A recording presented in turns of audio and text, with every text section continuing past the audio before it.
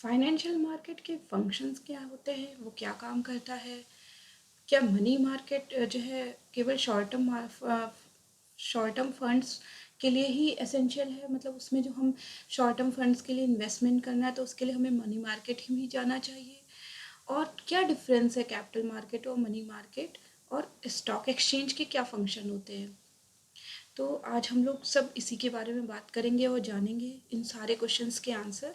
ठीक है, तो फिर hello students, welcome back in my channel best commerce classes. My name is Shivani और हम लोग पढ़ रहे हैं फाइनेंशियल मार्केट चैप्टर 10 क्लास 12 का। ठीक है, तो ये 4 क्वेश्चंस है जिनके आंसर्स आज हम लोग अपने वीडियो में देखेंगे। तो बात करते हैं पहले क्वेश्चन की, जिसमें हमें बताना है कि फाइनेंशियल मार्केट के फंक्शंस क्या क्या होते हैं, वो क्या काम करता है। ठीक है, फाइनेंशियल मार्केट के फंक्शन जैसा कि हम लोग समझ पहले वाले वीडियो में समझ चुके हैं कि फाइनेंशियल मार्केट क्या काम मतलब होती क्या है। ऐसी मार्केट जहाँ पे हम लोग नॉर्मली सेल परचेज करते हैं मनी के ट्रांजैक्शन से मनी को बनाना। ठीक है, तो उसको हम फाइनेंशियल मार्केट कहते हैं। कैसे बनाते हैं, क्या करते हैं, तो हम उसमें देख सकते हैं। बाकी और इसके फर्दर फंक्शंस क्या होते हैं, तो चलिए पढ़ते हैं। The function of a financial market are as follows. Financial market act as sources of saving for people which is profitable. ठीक है, ये एक वो सोर्स है उन सेविंग्स का जिन्हें हम इन्वेस्ट करके प्रॉफिट अर्न कर सकते हैं, यानी कि हम पैसे से पैसे बना सकते हैं। अगर हमने 1000 रुपये इन्वेस्ट किए, एक कोई कुछ भी इन्वेस्ट किया, कुछ खरीदा हमने, तो इन फ्यूचर में जब हम उसका रिटर्न देखेंगे तो वो 1000 से 1500 बन चुके होंगे। ठीक है, तो ऐसी मार्केट जो ये काम करती है उसको हम फाइनेंशियल मार्केट कहते हैं। ठीक है, तो financial market act as sources of saving for people which is profitable है। एक तरह से वो पूरी तरह से एक बकेट है या बास्केट है जहाँ पे सही सेविंग्स को सही डायरेक्शन मिलता है, जिससे कि अपने पैसे को प्रॉफिट में कन्वर्ट किया जा सके। The money will be utilise for some other purpose as one's person saving will become the capital of another. ठीक है, जो मनी है उसको जो है बहुत सारे पर्पसेस के लिए यूटिलाइज किया जा सकता है, यूटिलाइज होता है। जैसे कि किसी की सेविंग किसी के लिए कैपिटल का काम करती है। मतलब मान लीजिए कि पर्सन ए के पास कुछ 1-2 लाख रुपए की सेविंग्स थी, उसने फाइनेंशियल मार्केट में वो जाके पैसा इन्वेस्ट किया, तो वो पैसा किसी ना किसी बिजनेस फर्म या कंपनी में जाके इन्वेस्ट हुआ होगा, तो वो पैसा उस फर्म के लिए, उस कंपनी के लिए एज एन कैपिटल इंट्रोड्यूस होगी। ठीक है, उनकी तो सेविंग थी, लेकिन बिजनेस फर्म के लिए ये कैपिटल, क्योंकि इसी फंड को वो यूटिलाइज करेंगे अपने प्रोडक्शन में, जिससे जब उनका प्रोडक्शन रन करेगा उनको प्रॉफिट अर्न होगा तो वो रिटर्न कर पाएंगे। ठीक, money can multiply as it is being invested without being kept idle। ठीक है, फाइनेंशियल मार्केट में क्या होता है, मनी मल्टीप्लाई होती है, मतलब कि मल्टीपल टाइम्स वो इंक्रीज होती है जो इन्वेस्ट करी होती है विदाउट बीइंग केप्ट आइडल। मतलब खाली पड़े रहने से अच्छा है कि वो आपका इंक्रीज हो। मतलब अगर आप घर पे ही उसको सेव कर रहे हो, रखे हुए हो और कुछ भी नहीं कर रहे, तो वो जितने की है उतनी की उतनी ही बनी रहेगी। आपके पास 1 लाख रुपए है, आपने उसको कुछ भी नहीं किया, सेव करके रखे हुए 1 साल हो गया, 2 साल हो गया, तो वो एक के एक ही बने रहेंगे। इनफैक्ट उसका वैल्यू और डाउन होगा। जैसे कि आप इन वैल्यू डाउन होने से मतलब है, हम ये कह सकते हैं कि आज अगर हम जो है जो चीज़ 10 रुपए की खरीदते हैं और आगे आने वाले साल में 10 रुपए की वैल्यू कुछ नहीं रहेगी। जैसे आज हमें 10 रुपए में सिर्फ एक चॉकलेट मिलती है, हो सकता है 10 रुपए में कल जो है फिर आने वाले टाइम में हमें सिर्फ एक टॉफ़ी मिले, तो इस तरह से उस 10 रुपए की वैल्यू घट गई है ना। तो वही ये कह रहा है कि अगर वो आइडल पड़ी रहेगी तो उसकी वैल्यू कुछ नहीं रहेगी। ठीक, तो ये इसका फंक्शन है कि सेविंग्स को आपको प्रॉफिटेबल में कन्वर्ट करना। ठीक, दूसरा कह रहा है it is helpful in determining the price of securities with the forces of demand and supply. It helps investor to get proper price for the saving and investment by them. ये help करता है price को determine करने में। और price का determination कैसे होता है, जब डिमांड और सप्लाई का फोर्स एक्टिवेट होता है। देखिए, डिमांड सप्लाई का फोर्स कैसे एक्टिवेट होता है, जैसे मान लीजिए कोई कंपनी है, उसके शेयर्स की वैल्यू 1000 रुपये है अभी करंट में। ठीक, और वो कंपनी अच्छा अपना वर्क करके दिखा रही है, उसका जो अपना प्रोडक्शंस है, जो भी उसका वर्क है, वो काफ़ी अच्छा दिख रहा है कि प्रोग्रेसिव है। तो उसके जो मार्केट के शेयर हैं वो आज 1000 है। लोग देख रहे हैं कि इसमें इन्वेस्ट करने में ये कंपनी अच्छा प्रॉफिट निकाल के दे रही है। तो धीरे धीरे इस कंपनी के शेयर की डिमांड जो है वो बढ़ेगी 1000 से, फिर 1200, 1500, यानी कि इसकी डिमांड बढ़ रही है। और सप्लाई इस कंपेयर में हमें देखना होगा कि इसको सप्लाई कितनी, सप्लाई से इन द सेंस है कि जो भी पर्सन, कितने पर्सन इन्वेस्ट कर रहे हैं ना। जो हमारे हाउस होल्ड होते हैं वो एज ए सप्लायर होते हैं, क्योंकि पैसे उन्हीं के पास होते हैं, सेविंग्स उन्हीं के पास होती है, और वो ही कंपनी को सप्लाई देते हैं। और डिमांड्स कहाँ से आती है? जो बिजनेस फर्म होती है उन्हें पैसों की ज़रूरत होती है ना, क्योंकि तभी उनके पास जब फंड होगा उसी से वो अपने बिजनेस को आगे रन करा पाएंगे। तो वो एक तरह से डिमांड का रोल प्ले करते हैं। तो उनकी डिमांड के अकॉर्डिंग उनको कितनी सप्लाई जो है मिल पा रही है, वही डिटरमाइन करती है आपके प्राइस का। यानी कि अगर उस मार्केट उसकी जो है जो डिमांड है उसकी सप्लाई उसके अकॉर्डिंग कम है, तो नेचुरल सी बात है उसके मार्केट में शेयर के जो प्राइस है वो बढ़ जाएंगे, वो शेयर महंगे हो जाएंगे। ठीक है, तो उसी के अकॉर्डिंग जो है हमारा डिटर्मिनेशन होता है। ये हमने इकोनॉमिक्स में भी देखा है। तो ठीक है, तो वही थ्योरी यहाँ पे अप्लाई करते हुए प्राइस का determination, it helps investor to get proper price for the saving and investment of them.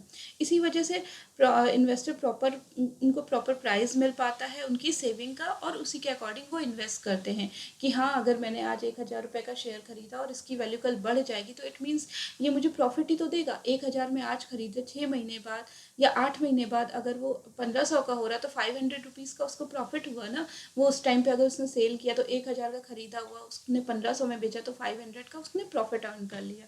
Okay, point number 3 कह रहा है it provides the liquidity in financial market to the buyer and seller of the security.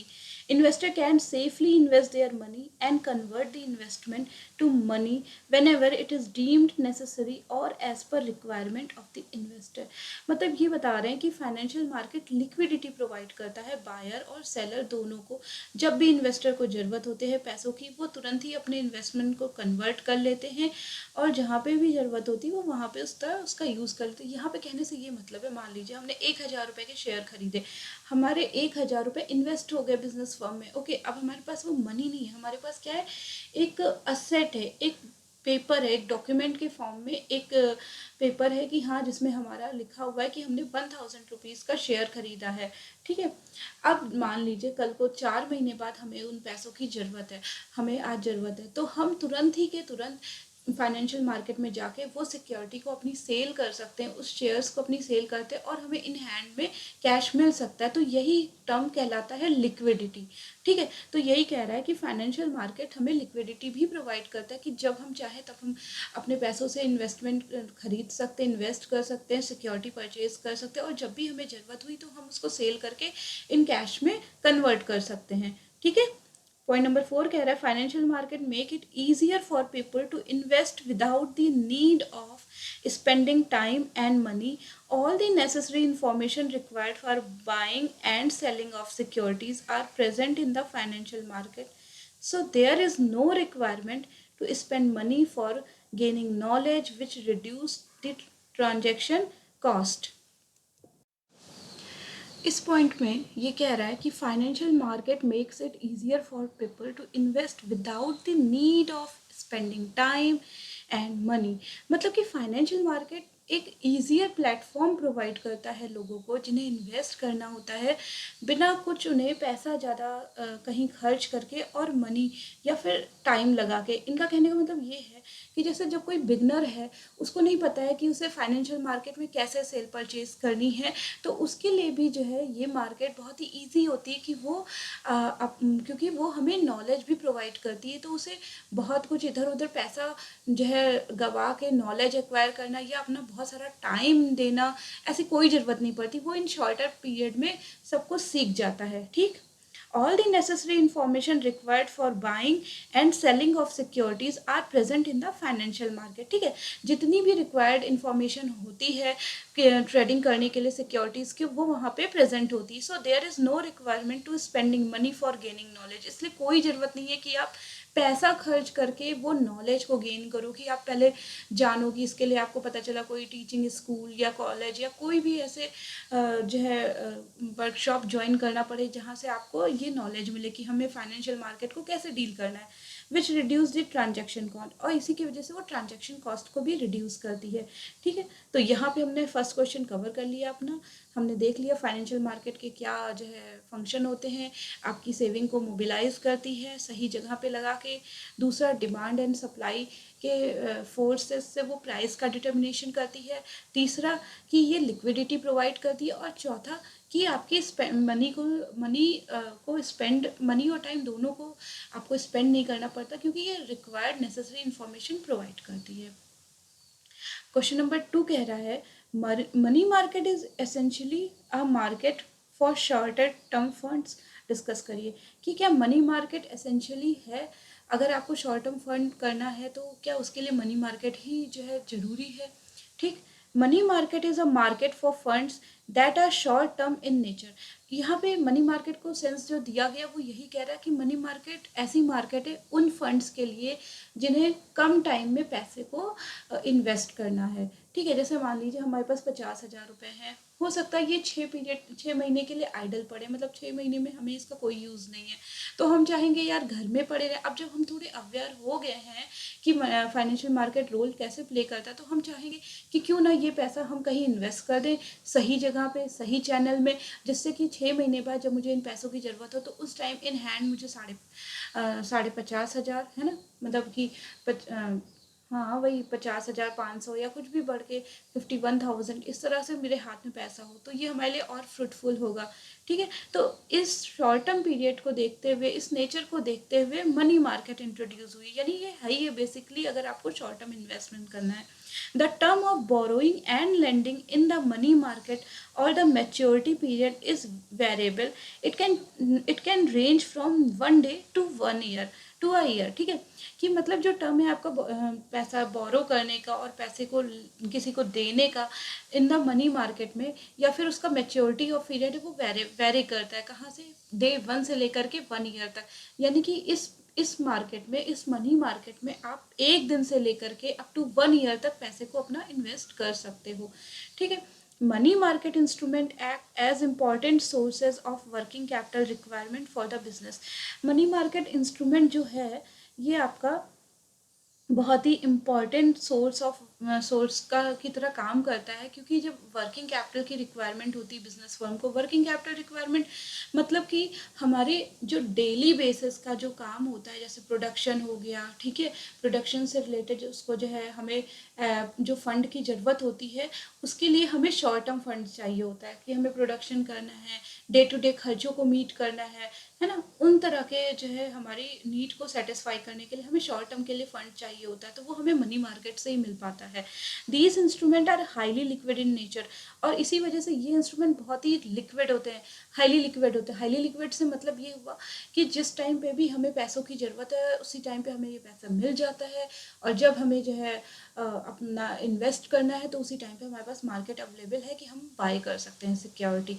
ठीक है, all the time ये market available है, इसीलिए इसको highly liquid कहा जाता है। यानी कि अगर आज की डेट में हमारे पास 50,000 जो है इन कैश हमारे पास एज ए सेविंग पड़ा हुआ है, तो हम अभी के अभी मनी मार्केट में उसे शॉर्ट टर्म पीरियड के लिए 1 ईयर के लिए, अप टू 1 ईयर के लिए हम उसे इन्वेस्ट कर सकते हैं, और जब हमें पैसों की ज़रूरत है आफ्टर 1 ईयर या जो है हाँ, तो तुरंत ही हम उसको रिडीम करा के अपना वो इन कैश करा सकते हैं। The common type of money market instrument are treasury bill, commercial paper. ठीक है, कॉमर्शियल बिल बहुत तरह के होते हैं, मतलब कि इस तरह के काफ़ी वैरायटी हैं इंस्ट्रूमेंट की जो आपको मनी मार्केट में मिल जाती हैं। ट्रेजरी बिल होते हैं, कॉमर्शियल पेपर होते हैं, कॉमर्शियल बिल्स होते हैं, ठीक है, सर्टिफिकेट्स ऑफ डिपॉजिट्स होती है, सारे कुछ आपके मनी मार्केट के जो है इंस्ट्रूमेंट्स हैं। अब यहाँ पे कह रहा है फीचर्स क्या हैं। Features of money market can be discussed as follows. Due to large volume of transaction in the money market it is also known as wholesale market, क्योंकि यहाँ पे बहुत ज़्यादा जो है वॉल्यूम पे ट्रेडिंग होती है, बहुत ज़्यादा वॉल्यूम होता है ट्रांजेक्शन्स का मनी में, इसीलिए इसको हम होलसेल मार्केट भी कहते हैं। ठीक, द होलसेल, बस इसमें कुछ समझाने की तो इतनी ज़रूरत है नहीं, बस यही कह सकते हैं कि लार्ज वॉल्यूम ऑफ ट्रांजेक्शन, क्योंकि आए दिन लोग खरीद रहे हैं बेच रहे हैं, खरीद रहे हैं बेच रहे हैं, शॉर्ट टर्म इन्वेस्टमेंट कर रहे हैं, तो इसे हम होलसेल मार्केट के नाम से भी जानते हैं। किसको? मनी मार्केट को। ओके, सेकेंड पॉइंट कह रहा है the participants of the money market are various financial entities such as investment institution, mutual fund, public and private sector bank. इनके जो पार्टिसिपेंट्स होते हैं वो आपके, ऐसा नहीं कि सिर्फ पब्लिक ही हो, नहीं, बहुत सारे फाइनेंशियल एंटिटीज़ होते हैं, जैसे जिसमें कि आपके आगे इन्वेस्टमेंट इंस्टीट्यूशन, बहुत से ऐसे इंस्टीट्यूशन हैं जिनका काम ही है इन्वेस्टमेंट करना, वो आ जाते हैं आपके, म्यूचुअल फंड्स आ जाते हैं, public and private sector bank भी आ जाते हैं। ठीक है, ये सारे लोग आपका इनके पार्टिसिपेंट होते हैं, मतलब कि ये डेली बेसिस पे इनमें इन्वेस्ट करते हैं, सेल करते हैं, बाय ट्रेडिंग, ये सब चलता रहता है इनका। There is a impersonal relationship between the participant in the money market. यहाँ पे एक इम्पर्सनल सा रिलेशनशिप बन जाता है पार्टिसिपेंट का मनी मार्केट के बीच में। ठीक है, मतलब कि उनका एक ये कि हाँ मुझे पैसा इन्वेस्ट करना है, देन फिर उसको सेल करना है, तो इस तरह से एक उनका रिलेशनशिप बन जाता है मनी मार्केट में। ओके, अब हम आते हैं अपने क्वेश्चन नंबर 3, ठीक, जिसमें कि हमें डिफाइन करना है कि कैपिटल मार्केट और मनी मार्केट में क्या डिफरेंस है। तो एक चीज़ तो हमें अपने लास्ट वाले क्वेश्चन जो अभी हमने पढ़ा है उससे समझ में आ गई कि मनी मार्केट आपकी वो मार्केट है जहाँ पे आपको शॉर्ट टर्म पीरियड के लिए इन्वेस्टमेंट करना है। तो इससे ये सेंस निकल रहा है कि अगर शॉर्ट टर्म पीरियड के लिए इन्वेस्ट करना है तो मनी मार्केट जाएंगे, और लॉन्ग टर्म के लिए कि हाँ हमारे पास पैसा है, हमें अभी 2 3 4 साल ज़रूरत नहीं है तो हम उसे इन्वेस्ट कर सकते हैं, तो वहाँ उसके लिए हम कैपिटल मार्केट जाएंगे। बाकी और देख लेते हैं क्या है। तो हमारा बेसिस ऑफ कंपैरिजन में यहाँ पे आ जाएंगे पॉइंट्स, क्या है बेसिस, दूसरा कैपिटल, फिर मनी मार्केट के बीच में। तो पहला है हमारा हेडिंग है वो है टाइम स्पैन। ओके, जो मैंने अभी आपको बताया कि इसमें लॉन्ग टर्म के लिए होगा, उसमें शॉर्ट टर्म पीरियड के लिए होगा। Capital market is one part of the financial market in which borrowing and lending is of medium and long term, okay, more than a year. यानी कि कैपिटल मार्केट उस मार्केट का part है, उस financial market का part है जहाँ पे बोरोइंग और लेंडिंग या तो मीडियम टर्म के लिए होता है या फिर लॉन्ग टर्म के लिए। मीडियम टर्म से मतलब है कि मोर देन 1 ईयर, यानी अगर आप 1 साल से ज़्यादा के लिए करना चाहते हैं लेकिन 5 साल से कम, तो वो मीडियम टर्म कहलाएगा। और मोर देन 5 ईयर, 10 ईयर, ये सब लॉन्ग टर्म में आएंगे। तो ऐसी तरह से अगर आपको इन्वेस्ट करना है अपने पास सेविंग्स को, तो आप कैपिटल मार्केट की ओर लीड करोगे। दूसरा, money market is that part of financial market where borrowing and lending is of shorter term और अप टू 1 ईयर। यानी कि वो फाइनेंशियल मार्केट का हिस्सा है मनी मार्केट जहाँ पे आपकी बोरोइंग और लेंडिंग जो होती है वो शॉर्ट टर्म के लिए होती है। शॉर्ट टर्म से यहाँ का कहने का मतलब है कि अप टू 1 ईयर, यानी कि 364 डेज तक। ओके, तो ये टाइम स्पैन मोटा मोटा ये कह सकते हैं कि मीडियम और लॉन्ग टर्म के लिए इन्वेस्टमेंट करता है, और ये अप टू 1 ईयर या फिर 1 ईयर, अप टू 1 ईयर या जो है 364 डेज तक। Okay, then has liquidity.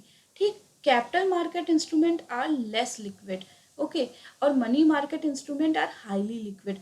देखिए हाईली लिक्विड कैसे है, क्योंकि हम इस पे डे 1 से लेके अप टू 1 ईयर तक इन्वेस्टमेंट कर सकते हैं। यानी कि हमें एक दिन के लिए भी इन्वेस्ट करना है तो हम मनी मार्केट में जा सकते हैं। हमने आज 50,000 रुपये इन्वेस्ट किया, आज उसकी कीमत थी 1,000 रुपीज़ शेयर की, तो उस हिसाब से हमें नंबर ऑफ़ शेयर 50,000 से जो है डिवाइड करके पता चल जाएंगे कितने नंबर ऑफ़ शेयर मिल रहा है। और एक दिन बाद ही मान लीजिए कि वो 2,000 हो गए, जस्ट डबल हो गए, तो हमें फ़ायदा हुआ। हमने एक दिन के लिए इन्वेस्ट किया, अगले दिन हमें बढ़ के पैसा मिल गया, तो ये हाईली लिक्विड है। ओके, लेकिन कैपिटल मार्केट, क्योंकि यहाँ पे जो इन्वेस्टमेंट का टाइम स्पैन है वो मीडियम टर्म से लेकर के लॉन्ग टर्म का है।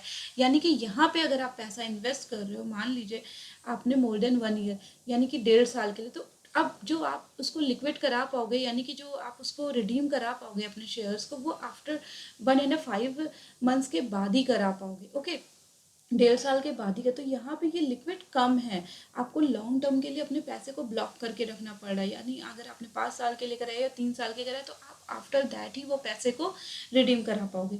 ठीक, नेक्स्ट पॉइंट देखते हैं। ये थोड़ा सा ऊपर नीचे हो गया, बट आई डोंट थिंक कोई प्रॉब्लम हो रही है। ठीक है, थर्ड पॉइंट है हमारा रिटर्न्स एक्सपेक्टेड। रिटर्न्स कितने एक्सपेक्टेड होते हैं? Higher returns as investment is for longer duration. अगर आपने लॉन्ग टर्म पीरियड यानी कि कैपिटल मार्केट में इन्वेस्ट किया है, तो इसमें चांसेस है कि आपको हायर रिटर्न्स मिले, क्योंकि जो आपका पैसा इन्वेस्ट हो रहा है वो लंबे ड्यूरेशन के लिए हो रहा है ना। क्योंकि अब जैसे जैसे आपने मान लीजिए कैपिटल मार्केट में इन्वेस्ट किया, शेयर्स में इन्वेस्ट किया, उस टाइम पे आपने जब खरीदा तो शेयर का प्राइस 50 रुपये था, लेकिन आपने 3 साल के लिए इन्वेस्ट किया, 3 साल तक में शेयर का प्राइस नो डाउट वो श्योर है कि वो इंक्रीज करेगा ही करेगा। हो सकता है तब वो 50 रुपये हो जाए या 100 रुपये हो जाए, ठीक है। तो यहाँ पे चांसेस होते हैं हायर रिटर्न के, और ये भी हो सकता है कि प्राइस गिर भी जाए अगर मार्केट डाउन हुई तो, लेकिन चांसेस ज़्यादा होते हैं इसमें रिटर्न के बढ़ने के, क्योंकि आपने एक लंबा ड्यूरेशन दिया अपने मनी को इन्वेस्टमेंट के फॉर्म में, ओके। और यहाँ पे मनी मार्केट में low return as investment is of short duration, यहाँ पे रिटर्न्स कम होते हैं, मतलब कि अब इतने जल्दी तो नहीं चांसेस है कि हाँ हमने अगर 6 महीने के लिए इन्वेस्ट किया और 6 महीने में हमारा पैसा डबल हो जाए, तो ऐसा बहुत कम है। तो यहाँ पे जो रिटर्न्स का होता है यानी कि आपको 5%, 6%, 8%, विद इन 10% तक चांसेस है कि आपको रिटर्न मिले, क्योंकि यहाँ पे ड्यूरेशन बहुत ही शॉर्ट होती है, ठीक है। मतलब ये जो मैंने रेट्स बताए 5, 6, 7, 8, ये जस्ट एग्जाम्पल है, ओके। फिर अब इंस्ट्रूमेंट कैसा आते हैं, कौन कौन से इंस्ट्रूमेंट इसमें कवर होते हैं। Capital market deals in instruments such as debenture, shares, preference share and bonds, ठीक है। इनके जो इंस्ट्रूमेंट हो गए आपके डिबेंचर हो गए, शेयर, प्रेफरेंस शेयर और बॉन्ड्स हो गए, इस तरह के जो है इंस्ट्रूमेंट में आप इन्वेस्ट कर सकते हो। और यहाँ पे मनी मार्केट में money market deal in instrument such as bills of exchange, T bill यानी कि treasury bill, promissory notes and call money, इन सब में आप ये सब परचेज करके इन्वेस्ट कर सकते हो। ये सब इनके इंस्ट्रूमेंट होते हैं। रिस्क क्या है, as the instruments are less liquid in nature and the long maturity, देखिए रिस्क से यहाँ पे मतलब है कि उनका पैसा डूब तो नहीं जाएगा, क्या ये रिस्क है। मान लीजिए उन्होंने आज जो शेयर खरीदा वो 10 रुपये का था, उन्होंने 3 साल के लिए इन्वेस्ट किया, कहीं ऐसा तो नहीं है कि 3 साल के बाद वो शेयर के प्राइस 10 रुपये से बढ़ के मान लीजिए 5 ही रुपये हो जाए, यानी कि 5 रुपये का लॉस, क्या ये रिस्क उनको उठाना पड़ेगा, ऐसा रिस्क है, चांसेस है। तो देखिए क्या कह रहा है, as the instruments are less liquid, क्योंकि ये लेस लिक्विड है, मतलब कि 3 साल के लिए आपने इन्वेस्ट किया तो 3 साल से पहले आपको पैसा नहीं मिल सकता, 3 साल के लिए आपका मनी ब्लॉक हो गया है इन नेचर एंड लॉन्ग मेच्योरिटी, क्योंकि इनकी मेच्योरिटी भी लॉन्ग है और लेस लिक्विड है, तो रिस्क का जो चांसेस है एक तरह से कम ही हो जाता है, ठीक है। Money market securities are less, I think less liquid in nature, यहाँ पे रिस्क ज़्यादा होता है, मैंने थोड़ा सा अपोजिट बता दिया। As the instruments are less liquid in nature and long maturity, क्योंकि ये जो है इंस्ट्रूमेंट लेस लिक्विड होते हैं, मतलब कि जब हमें पैसे की ज़रूरत है हम उस समय इनसे तुरंत हम अपना मनी सेल करके पैसे नहीं ले सकते हैं, क्योंकि हमने ये लॉन्ग टर्म ड्यूरेशन के लिए इनको सेव किया है, इन्वेस्ट किया है। तो यहाँ पे रिस्क ज़्यादा होते हैं कि 3 साल बाद हमें नहीं पता कि मार्केट क्या सिनारियो हमें दिखाएगी, हमारे प्राइस बढ़ भी सकते हैं और मार्केट के रेट डाउन भी हो सकते हैं, इसका भी फर्क पड़ सकता है, तो यहाँ पे रिस्क ज़्यादा होता है, okay. Money market securities are less risky due to short term period and second financial position of the insurer, ठीक है। ये कह रहा है मनी मार्केट कम रिस्की होती है in comparison of capital market, क्यों, क्योंकि यहाँ का इसका पीरियड जो है, ड्यूरेशन जो है वो बहुत ही कम है, आप विद इन 1 ईयर के लिए ही, अप टू 1 ईयर के लिए ही अपनी पैसे को वो करते हैं। आपने जैसे ही देखा उसका रेट में जो चेंजेस है, आपको बहुत ज़्यादा लॉस नहीं सफ़र करना पड़ता, क्योंकि इसमें रिटर्न भी कम मिलता है, और जब रिटर्न कम मिल रहा है तो जितना मिल रहा है उतने के लिए वो श्योर है, तो वहाँ पर रिस्क भी कम ही होता है, ठीक है। इस वजह से साउंड जो है और ये and sound financial position of the insurance, इसलिए यहाँ पे जो इन्वेस्टर वो एक तरह से इंश्योर्ड रहता है, क्योंकि उसे पता है फाइनेंशियल पोजीशन उसकी बहुत ज़्यादा अफेक्ट नहीं होगी, ठीक है। तो रिस्क आपका लॉन्ग टर्म सिक्योरिटीज़ में ज़्यादा होता है, यानी कैपिटल मार्केट में ज़्यादा होता है in comparison of money market. तो इस तरह से हमने अपना क्वेश्चन नंबर 3 कवर कर लिया, हमने डिफरेंसेस देख लिए, हमारे जो पॉइंट्स हैं वो टोटल 5 पॉइंट्स में, time span, liquidity, return expected, instruments कौन कौन से होते हैं और रिस्क कैसा है, ठीक है। अब हम बात करते हैं स्टॉक एक्सचेंज के फंक्शंस की, कि उनके क्या क्या फंक्शन होते हैं, ठीक है। स्टॉक एक्सचेंज वो जगह जहाँ पे हम ट्रेडिंग करते हैं सिक्योरिटीज़ की, जो हमें रेगुलेट करता है, हमें गाइड करता है, हमें नॉलेज देता है कि कैसे हमें क्या करना है, और हमें ये भी बताता है कि हमारा इन्वेस्टमेंट कितना सेफ है, हमें जो है उसके लिए अश्योर करता है, okay. It provide it provides a platform for trading of securities. A stock exchange offer easy conversion of securities to cash and also conversion of securities. Okay. Stock exchange एक ऐसा प्लेटफॉर्म है जहाँ पे हम easily trading कर सकते हैं securities का, मतलब ट्रेडिंग से मतलब हम सिक्योरिटी खरीद सकते हैं और सिक्योरिटी बेच सकते हैं, और ये ऑफ़र करता है easy conversion of securities to cash, यानी कि हमें जो है जब भी हमें पैसों की ज़रूरत है तो हम अपनी सिक्योरिटीज़ को कैश में कन्वर्ट करा सकते हैं। यानी कि आज ऐसे सिक्योरिटी हमारे असेट है, हमें पैसों की ज़रूरत है, हमने वो सिक्योरिटीज़ अपनी उसी मार्केट में इसी सेल करी, हमें तुरंत वो पैसा इन कैश होके मिल गया। And also conversion of securities, और कैश से सिक्योरिटीज़ में कन्वर्ट, यानी कि हमारे पास सेविंग पड़ी है, आइडल पड़ी है, हमने उसको ले जा करके फाइनेंशियल मार्केट में इन्वेस्ट किया और सिक्योरिटीज़ को खरीद लिया। ठीक है, तो ये बता रहा है।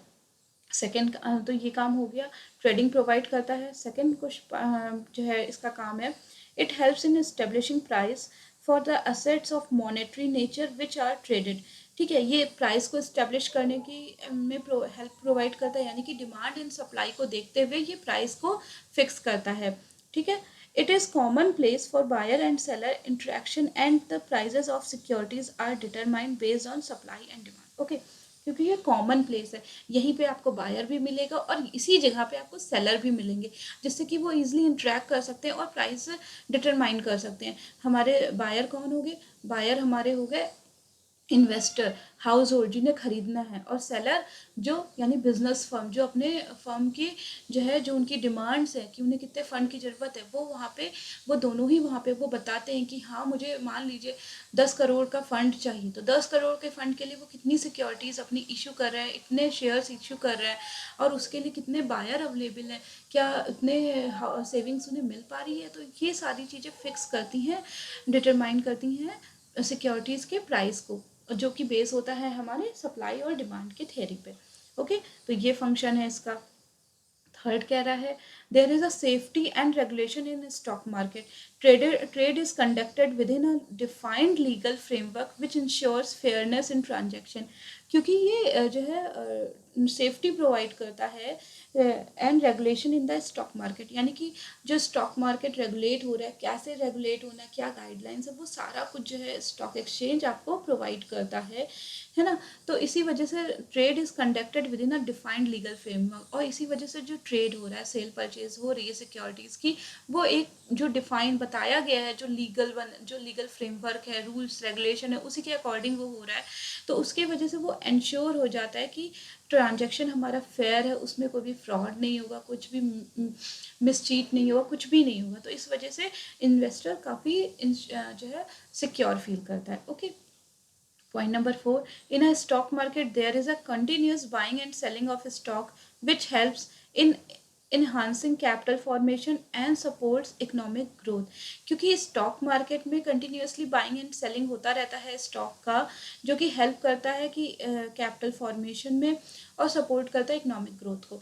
क्योंकि जैसे जिसको जब भी अपने टाइम स्पैन के अकॉर्डिंग वो बंदा इन्वेस्ट करता है, अगर उसे शॉर्ट टर्म के लिए तो वो मनी मार्केट में इन्वेस्ट करता है, और किसी को ने लॉन्ग टर्म के लिए किया, हाई रिटर्न्स उसको चाहिए तो उसने लॉन्ग टर्म में इन्वेस्ट किया।